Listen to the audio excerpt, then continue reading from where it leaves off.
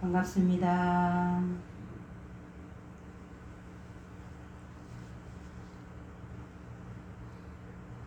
내가 세운 이유는 세상에 없는 길, 위 없는 바른 길을 가고야 말리.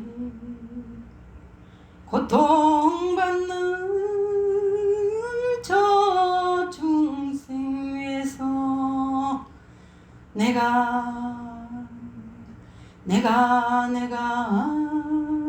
큰 시주가 되리라. 내가 큰 시주가 되리라. 나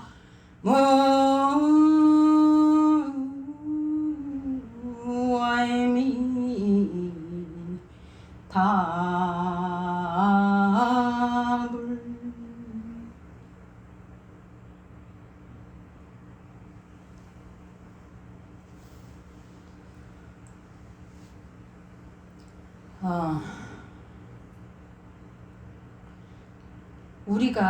우리 여기 계신 분들 중에서 우리 자원사 불자님들 중에 연불, 나무 아미타불 연불 안 하는 분은 안 계시잖아요. 근데 연불을 하면서 우리가 금생에 왕생 해탈하기 위해서 윤회를 끊고 이 사바세계를 벗어나는 그런 큰 원을 가지고 연불을 합니다. 그런데 연불을 하면서도 만약에 다른 원을 갖고 있다면 그 원하는 대로 되더라는 거를 제가 체득한 거를 말씀드리려고 합니다. 우리는 나무 아미타불 연불해서 아미타 부처님께서 큰 시주가 돼서 우리 중생을 위해서 우리가 원하는 것, 우리가 필요한 것, 이런 것들을 다 이루어 주시고 업장을 소멸케 해주시고 하는데, 그래서 우리가 결국은 반드시 금생에 왕생 해탈할 수 있도록 해주십니다. 그런데 혹자는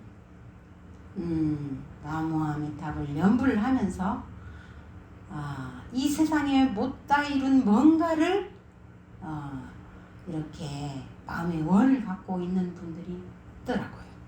그래서 제가 대구에 내려오기 전에 어느 좀 큰 절에 천일 기도를 하면서 있었던 적이 있었습니다. 거기는 스님들도 많이 살고 그런 곳인데, 제가 이제 사분정근을 매일 이제 올라가서 법당에 가서 혼자서 아미타경을 독송하고 나무 아미타불 연불을 했어요. 그걸 이제 쭉 지켜보시다가 어느 스님이 법당에 들어오셔가지고 제가 나무 아미타불 연불을 하고 있으면 따라서 하시더라고요. 그렇게 이제 얼마쯤 지나고 점심 공양을 하고 난 뒤에 그 절 앞에 산에 이제 나지막한 산이 있었는데 이제 포행을 갔어요. 산책 포행을 가는데 그 스님이 이제 같이 가면서, 스님은 아미타불 기도를 하는데 아미타불 기도를 하면 뭐가 좋아요? 뭐 때문에 아미타불 기도를 하십니까? 이렇게 물으시더라고요. 근데 그 스님은 연세가 많았어요. 저보다도 한 거의 20세 이상 연세가 많은 스님이셨고, 절에 저보다는 엄청 오래 절에서 사셨던 스님이신데, 그래서 제가 나무 아미타불 연불을 왜 해야 되는지, 아미타 부처님은 우리 중생을 위해서 어떠한 원을 갖고 계신지, 이런 거에 대해서 제 짧은 식견으로 열변을 토하면서 말씀을 드렸습니다. 그랬더니 다 듣고 나서 나는 스님이 법당에서 그렇게 열심히 아미타불 기도를 해서 참 좋게 봤습니다. 그런데 그런 이제 법문을 듣고 나니까 너무 좋다고 하시면서, 그런데 나는 이 세상에 다시 한번 꼭 태어나고 싶어요. 그러면서 다시 태어나서 내가 이 세상에서 못 해봤던 거, 내가 이 세상에서 이루지 못했던 걸 꼭 하고 싶은 게 있어요. 그렇게 말을 해요. 그래서 스님, 그런 생각하시면 안 됩니다. 금생의 윤회를 끊고 극락세계 가서 부처를 이루겠다는 원을 가져야 됩니다. 그렇게 이제 제가 간곡하게 얘기를 했는데 자꾸 고개를 흔들면서 아니요. 저는 이 세상에 다시 한번 태어나서 꼭 하고 싶은 걸 해야 됩니다. 부잣집에 태어나서 제가 하고 싶은 걸 다 하고 싶습니다. 그런 얘기를 하는 거예요. 그래서 저는 뭐 그때 뭐 열심히 설명을 했는데도 이제 그리고 난 다음에 제가 이제 얼마쯤 있다가 이제 대구로 내려오게 되었고, 이제 그 스님하고 자연히 이제 헤어지게 됐죠. 그런데 내려오고 난 뒤에도 그 스님이 제 연락처를 알아가지고 이거 스님 뭐 CD도 보내주세요. 뭐 연불 CD 보내주세요. 연불 책도 보내주세요. 제가 해보니까 연불이 너무 좋습니다. 그러면서 이제 보내달라 해서 제가 박스 해서 뭐 정토 본문 법공양 올리던 거를 이제 이렇게 경전하고 보내드리고, 그걸 몇 달 정도 그렇게 하셨는데 한 두어 달 뜸했나 그랬는데 갑자기 어느 스님이 이제 그 스님하고 친했던 도반 스님이, 저도 이제 아는 스님인데 그 스님이 전화가 왔어요. 그래서 그 스님께서 그 서울에 큰 병원에 계신데 위암 말기라, 그래서 위험하신데 스님 한번 다녀가시겠습니까? 하고 전화가 왔어요. 그래서 제가 그 말을 듣고 깜짝 놀랐죠. 그래서 이제 그렇지만 제가 그 당시는 이제 대구 내려와서 3년 기도를 이제 절밖에 나가지 않고 하겠다, 그렇게 이제 원을 세우고 기도를 하는 중이라서 스님, 제가 뭐 간다고 별로 뭐 달라질 것도 없고 제가 기도 중이라서 마음으로만 기도 모시고 하겠습니다. 그렇게 하고 이제 가지를 않았죠. 그래서 조금 지난 뒤에, 그리고 나서 뭐 한 달도 안 됐을 거예요. 여름이었었는데 또 전화가 와서 그 스님께서 이제 열반 드셨습니다. 그래서 그렇습니까? 또 오시겠습니까? 그래서 저는 가지는 않겠습니다 하고 이제 기도만 해드리고, 그렇게 그런 일이 있었어요. 그리고 나서 이제 어느 불자님이 가을쯤 됐는데 내려왔어요. 이제 서울에서 공부하던 이제 두 분이서 내려와가지고 이제 그 당시 뭐 원하는 시험에 합격이 됐다고 하면서 결혼 날짜를 받아달라 해서 그 다음 해 1월 달로 이제 결혼 날짜를 받아들였죠. 그러니까 한 두세 달 남았죠. 그 당시 이제 내려와서 이제 결혼 날짜를 받을 때 그랬는데 그리고 올라갔어요. 결혼 날짜를 받고 올라갔는데 그러고 나서 얼마 안 있었는데 제가 새벽에 제가 이제 이건 꿈은 저는 뭐 별로 뭐 좋아하지도 않고 믿지도 않는데 분명히 제가 깼었는데 깨 있었어요. 새벽에 꿈도 아니고 현실도 아닌데 갑자기 넓은 바다가 있어요. 넓은 바다에서 갑자기 그 스님이 바다에서 쑥 일어나서 걸어 나오는 거예요. 너무 신기해. 그 스님인데, 돌아가신 그 스님인데 성큼성큼성큼성큼 걸어 나오시더니 갑자기 쑥 걸어서 오시더니 저한테 탁 안기는 거야. 근데 안겨서 이렇게 보니까 애기야. 애기인데 아주 잘생긴 애기가 이렇게 있는데 남자 애기야. 애기가 앉으면서 막 웃으면서 나한테 톡 안기는 거예요. 그런데 그 순간에, 애기가 안기는 그 순간에 서울에 있는 그 예비 신랑 신부가 탁 생각이 나는 거예요. 그래서 아침이 돼가지고 이제 스님 느낀 대로 전화를 했어요. 그 신부, 예비 신부한테 전화를 했어요. 혹시라도 그때 겨울이었으니까, 이제 겨울이니까, 초겨울이니까 혹시라도 감기가 들거나 하더라도 감기약 먹지 마세요. 그러니까 스님 왜요? 먹지 마세요. 그 아기가 지금 뱃속에 들어갔으니까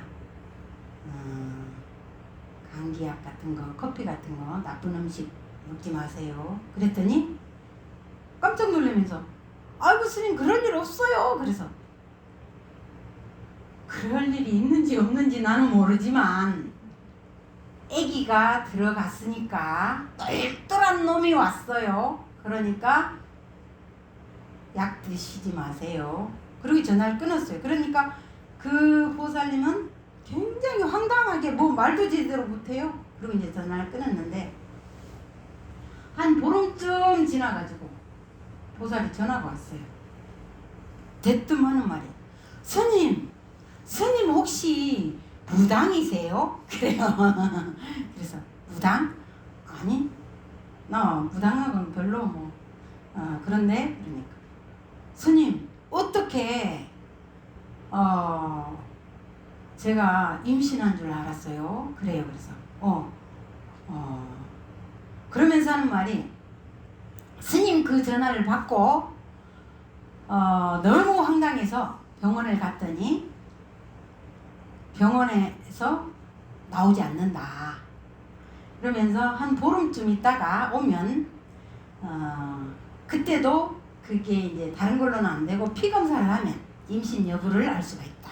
이렇게 얘기를 해서 이 보살은 또 신경 쓴 게 결혼하려면 2-3달 남았는데 만약에 임신을 했다 그러면은 곤란하다고 생각을 한 거지. 그래서 이제 보름을 기다렸다가 병원에서 그날 갔더니 피 검사를 하니까 임신이라고 한다는 거예요. 그러니까 너무 신기하고 너무 정말 자기는 이해도 안 되고 그래서 스님 전화했습니다. 그러면서 계속 물어요. 스님 혹시 무당이세요? 그래서 무당은 혹시 그 임신한 것도 아는지 모르겠어요. 근데 하여튼 그런 얘기. 그래서 저는 이제 그런 일이 있고 나서 아주 똘똘한 놈이 잘생기고 똘똘한 놈이 들어갔으니까 간수 잘하세요. 이제 이렇게 얘기를 하니까 그때부터는 스님 말을 그전에는 젊은 사람들이 잘 믿지도 않을 것 같고 그런데 어쨌든 그리고 나서 4개월인가쯤에 지나서 또 아들이라는 얘기를 듣고 그리고 이제 아기를 낳아서 그 뒤로는 신심이 있는지 없는지는 몰라도 그래도 스님이 무슨 얘기를 하면 받아들이는 게 예전하고는 좀 다르더라. 그래서 이제 그 아이가 태어났는데 내가 그랬어요. 그러니까 이거는 어떻게 수학 공식처럼 무슨 개념 정리를 해서 말할 수 있는 건 아니지만 그 아이 엄마와 아이를 보고 이 아이는 아마도 전생에 그런 내가 생각하는 그 인연이라면 위장이 약할 것이다. 위장이 약할 것이다. 그랬더니 정말 어릴 때부터 뭘 조금 먹으면은 위가 이제 탈이 나고 그 아이가 지금 중학생이잖아요. 그런데도 뭘 뭐 조금 시간을 지나야 먹는다든지 조금 뭐 소화가 안 되는 걸 먹었다든지 하면 반드시 체해요. 그래가지고 이제 스님이 얘기하는 걸 네, 잘 들어서 지금 효소 같은 걸 꼭 먹이고 이렇게 이제 잘 하는데 그 아이가 그래서 이제 그 아이 보고 제가 초등학교 4학년쯤 돼서 얘기를 해줬어요. 너는 전생에 스님의 도반 스님이었었다. 그런데 나무아미탑을 연불 하면서도 어떤 이 세상에 태어나서 뭔가 자기가 하고 싶은 걸 하겠다는 원을 그런 바르지 못한 원을 가져서 이 세상에 네가 오게 됐다. 그러니까 네가 지금은 학생이니까 공부를 열심히 하고 이 세상에 바르고 좋은 일을 많이 해서 세상을 이익되도록 하되 금생에는 반드시 연불로서 해탈할 수 있는 원을 가져야 된다. 그러면서 이제 얘기를 해줬어요. 그런데 이 아이가 어릴 때부터 지금까지 이렇게 보면 보통 아이들보다 좀 다른 게 무슨 요즘 아이들 뭐 이렇게 뭐 하는가하고 조금 다르고 그냥 보면 아주 FM 좀 아이로서는 고지식한 그런 이제 전생의 업인가 봐요. 그런 것이 그래도 그리고 이제 공부도 하면 아주 우수하고 그렇게 이제 지금 생활을 하고 있습니다. 그런데 이제 제가 그 스님하고 포행하면서 어느 날 그 스님이 저보고 이러는 거예요. 손바닥을 이렇게 보이면서 왼손에 스님 나 여기에 뭐가 이렇게 꼭 저기 큰 콩알처럼 이렇게 볼록 올라왔대. 그래서 솟아나 있는 이 손바닥에 돌기가 언제부터 이렇게 생겼는데 딱딱하대. 그래서 이게 생겼죠. 이게 뭐 같아요? 그래서 내가 뭐 알 수가 있나? 그래서 잘 모르겠네요. 했는데 나중에 수지 공부를 하신 분 보살님한테 그 얘기를 했더니 그 자리가 위장 자리. 그래서 아마도 이제 그게 안 좋은 게 있으니까 그 밖으로 그게 이렇게 난 것 같다. 그런 얘기를 하더라고요. 그래서 그런 것도 지나놓고 보니까 그랬었구나 그런 생각이 들었고 그렇습니다. 그래서 아까 말씀드렸듯이 이걸 뭐 무슨 꼭 수학 공식처럼 딱 이렇게 뭐 이거다 하고 말할 수는 없지만 저는 그렇게 믿어요. 저는 그렇게 체득을 했고 그래서 이제 하나하나 그 아이를 보면은 느껴지는 게 그렇게 있고 그래서 이 세상에 우리가 왔을 때는 반드시 무엇인가 해야 될 일이 있고 해야 될 뭔가 소명이나 갚아야 될 빚이 있다. 저는 그렇게 반드시 생각하고요. 그래서 지금 나무아미탑을 연불로서 우리가 금생에 이제 해탈할 수 있는 법을 만났습니다. 우리가 할 수 있는 우리가 갖춰야 될 것은 믿음, 신, 원, 가겠다는 원, 그 다음에 연불. 이거를 아미타 부처님을 믿고 아미타 부처님이 우리를 위해서 큰 시주가 되시면서 우리를 제도하고 계시니까 나무아미탑을 연불을 우리는 해야 됩니다. 우리가 세 가지 신원행을 갖추고 연불하지 않으면 아무리 부처님께서 큰 원을 세우시고 중생을 제도하신다 하시더라도 믿지 않고 원하지 않고 연불하지 않은 중생은 구제할 수가 없습니다. 그래서 연불하면 우리가 금생에 왕생 해탈하는 것은 분명하고 다른 원을 가지면 절대 안 된다는 것. 지금 우리가 살면서 이 세상에서 원하는 것, 갖춰야 될 것, 혹시 그런 것이 있다면 우리가 왕생하기 위해서 연불을 하는데 연불의 공덕이 왕생 해탈하는 것은 물론이고 연불의 10종 공덕 중에 9가지가 금생에 우리가 살아가면서 이루어지는 현생 원이 이루어지는 현생 공덕입니다. 그래서 연불을 우리는 금생에 성불할 연불하겠다고 연불을 하는데 현생에서 우리가 필요하고 우리에게 필요한 것, 우리가 가는 길에 분명하게 필요하고 우리가 가진 업장을 소멸하고 하는 이 모든 것들이 다 이루어진다는 거예요. 이루어지지 않은 분 손 들어보세요. 혹시 내가 보니까 지금 다 이루어졌네? 안 이루어진 사람 있어요? 몸이 아프든 업장을 소멸하든 또는 이 세상에 살아가면서 갖춰야 될 어떤 것이든 간에 쓸데없는 욕심 이거 말고 모든 게 다 원만하게 다 갖춰집니다. 그것이 바로 아미타불 께서 우리 중생을 위해서 48대원을 세우시고 큰 시주가 되겠다고 하신 그 원이 우리가 믿고 원하고 연불하기만 하면 이루어진다는 겁니다. 아시겠죠? 그래서 굳이 다른 원을 갖지 않아도 됩니다. 굳이 뭐 이루어주세요, 뭐 해주세요 안 해도 우리에게 필요한 거 반드시 다 이루어집니다. 단명수가 장수하는 그런 일도 우리는 무사하게 보고 있고 우리 불가사의한 그런 체험들을 우리는 체득하고 있습니다. 믿고 원하기만 하고 연불하기만 하면 됩니다.